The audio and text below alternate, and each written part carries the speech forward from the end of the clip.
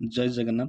Hello पिलाମାନେ ଦେଖ ଆମେ main topic discus କରିବା ଓଡ଼ିଶା ପୋଲିସ ସିଭିଲ୍ କନଷ୍ଟେବଲ୍ କେବେ ଆସିବ ଆଉ କ'ଣ କଲେ ହୋମଗାର୍ଡ଼ ମାନେ କ'ଣ ଖେଳ କରୁଛନ୍ତି କାହିଁକି ଲେଟ୍ ହେଉଛି ସେ ବିଷୟରେ ଡିଟେଲ୍ସ ମୁଁ କହିବି ଏଇ ଭିଡ଼ିଓରେ।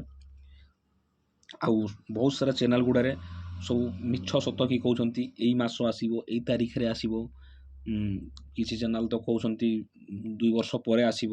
ପ୍ରକୃତରେ କେବେ ଆସିବ ଘଟଣା କ'ଣ ସେ ବିଷୟରେ ଡାଇରେକ୍ଟ ଟପିକ୍କୁ ଚାଲନ୍ତୁ ଯିବା। ଦେଖନ୍ତୁ ଏବେ OUSSର ଯେଉଁ ଚେୟାରମ୍ୟାନ୍ ଆମର ସେ ନିଯୁକ୍ତି ହେଇଗଲେ ରଶ୍ମି ରଞ୍ଜନ ସ୍ୱାଇଁ, ସମସ୍ତେ ଜାଣିଥିବେ ପିଲାମାନେ।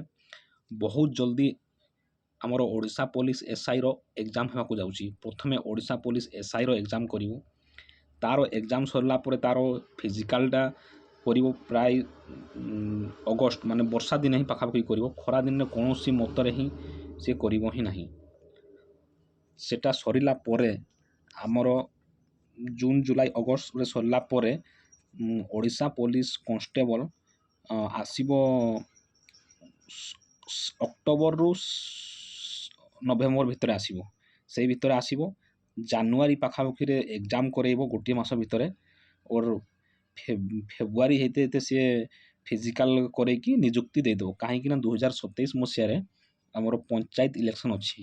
ତେଣୁକରି ମେନ୍ ହେଉଛି ଏବେ କୌଣସି ମତରେ ଓଡ଼ିଶା ପୋଲିସ କନଷ୍ଟେବଲ୍ ଆସିବ ନାହିଁ। ଆଗ ଓଡ଼ିଶା ପୋଲିସ କନଷ୍ଟେବଲ୍ ଆସିବ, ତାପରେ OISF ଆସିବ। କୌଣସି ମତରେ ଏପ୍ରିଲ ମାସରେ, ମେ ମାସରେ, ଜୁନ୍ ମାସରେ କୌଣସି ମତରେ ହିଁ ଆସିବନି। ଆଗେ ଓଡ଼ିଶା ପୋଲିସ SIର ଏକ୍ଜାମ୍ ହେବ, ତାର ଫିଜିକାଲ୍ ସରିବ। ତା ପରବର୍ତ୍ତୀ ଏଇ ବର୍ଷର ଲାଷ୍ଟ ଶେଷରେ ହିଁ ତୁମକୁ ଦେଖିବାକୁ ମିଳିବ ଓଡ଼ିଶା ପୋଲିସ ସିଭିଲ୍ କନଷ୍ଟେବଲ୍। କାହିଁକି ଲେଟ୍ ହେଉଛି, କେଉଁଥିପାଇଁ ଲେଟ୍ ହେଉଛି ସେ ବିଷୟରେ ମୁଁ ତୁମକୁ ଏଇ ଭିଡ଼ିଓରେ ମୁଁ କହିବି। ଦେଖ ଏବେ ଯେଉଁ ଓଡ଼ିଶା ପୋଲିସ କନଷ୍ଟେବଲ୍ର ଟୋଟାଲ୍ ଯେଉଁ କାମ ଗୁଡ଼ା ହେଉଥିଲା, ଯେଉଁ ବୋଝ ଗୁଡ଼ା ଥିଲା, ସେ ବୋଝ ଗୁଡ଼ାକୁ ସବୁ ଓଡ଼ିଶା ପୋଲିସର ଅଣ୍ଡରରେ ଯେଉଁ ହୋମଗାର୍ଡ଼ ଗୁଡ଼ା ନିଯୁକ୍ତି କରାଗଲା ସେମାନେ ସବୁ କିଛି କାମ କରିଦେଉଛନ୍ତି। ମେନ୍ ଅସୁବିଧାଟା କିଛି ଜଣା ହିଁ ପଡ଼ୁନାହିଁ।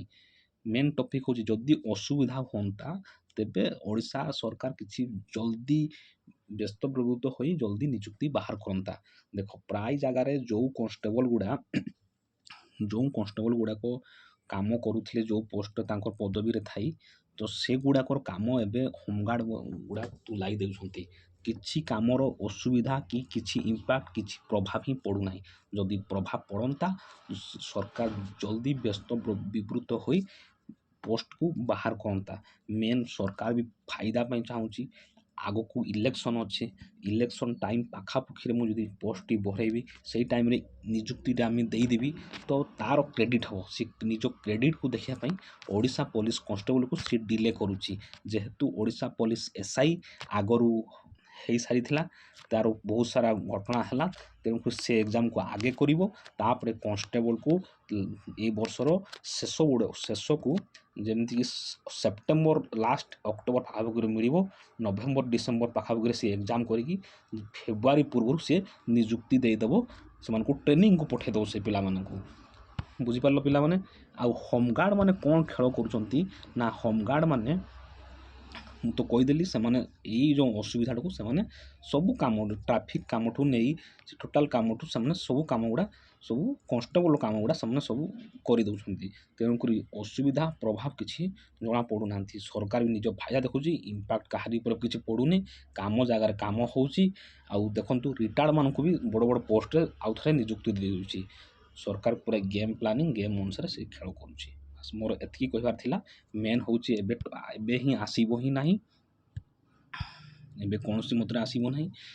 ଯେଉଁ ଚ୍ୟାନେଲ୍ ଗୁଡ଼ା କହୁଛନ୍ତି କି ଏଇ ମାସ ଲାଷ୍ଟ କି ଏଇ ମାସ ଫାଷ୍ଟ ଆସିଯିବ, ତୁମେ ଯଦି ପାରୁଛ, ଯଦି ପକାଇଛ ତୁମେ ଫରେଷ୍ଟ ଗାର୍ଡ଼, ଏକ୍ସାଇଜ୍ କନଷ୍ଟେବଲ୍, ସେଥିରେ ତୁମେ ପଢ଼ାପଢ଼ି କର। ଆଉ ଯେତେବେଳେ ମୁଁ ଆସିବି ତା ବିଷୟରେ ମୁଁ କହିବି।